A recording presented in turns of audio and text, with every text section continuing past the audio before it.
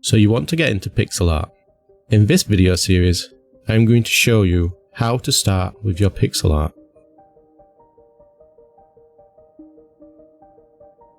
The first problem most pixel artists that are starting out encounter is the size of the canvas. You don't want a canvas that is too big, and you don't want to create a picture that is too complicated. You want to start small and keep it simple. I would recommend 32 by 32. 32 by 32 is a very good size for beginners. For software, I recommend you use what you are comfortable with, but if you want to get serious with pixel art, I highly recommend getting Sprite. It is dedicated to pixel art and it has great animation features. Now, here we are zoomed in on our sprite. We are going to create our first line. I'm going to click, hold and drag and create a curve. Now, that looks quite good.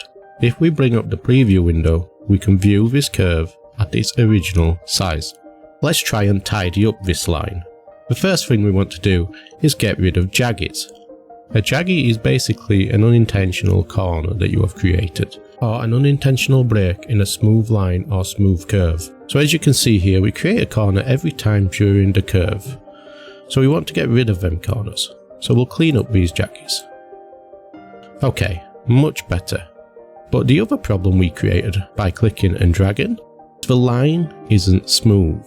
It should follow a nice flow into the corner and out of the corner. Let's start on this corner at the bottom. So I've gone over a few things here, and you might be thinking, I don't quite understand what is going on.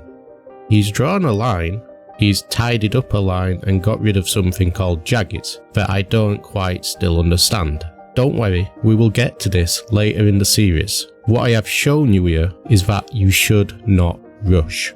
I clicked and dragged to draw a line. Maybe I was feeling a bit impatient, maybe I wanted to speed things up, but that's not what pixel art is about. In my opinion, you should be slow and relaxed. You should take your time and place every pixel with purpose. If I'd have done that the first time, not only would I add a better line and a better curve, I would also have done it faster. Because when I rushed that line, I had to go over it again, I had to remove parts of it, I had to replace parts of it, and I had to create new parts. So in reality, it took me a lot longer. Do not start out with a big canvas expecting to create your dream painting. You will only become frustrated taking on such a challenge. Instead, start small. 32 by 32 is ideal, but I recommend creating a bigger canvas and drawing multiple objects rather than creating a new canvas for each object.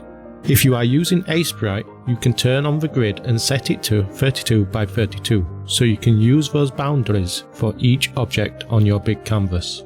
If you do in fact have a massive idea or scene you want to draw, take objects from that scene and practice drawing them individually. For example, a landscape. You could practice drawing trees, bushes, grass or flowers. The point is, start small. Start with individual objects and practice. You want to stick to just line art at first. Just practice getting your lines correct. Do not bother with colour or lighting until you master the lines. In this series, we will go through everything you need to know to start your own adventure into the world of pixels. In the next video, we will go over line art basics so you can get right into drawing. Following that, we will move on to colour. We will first go over flat colours. This is called flatting.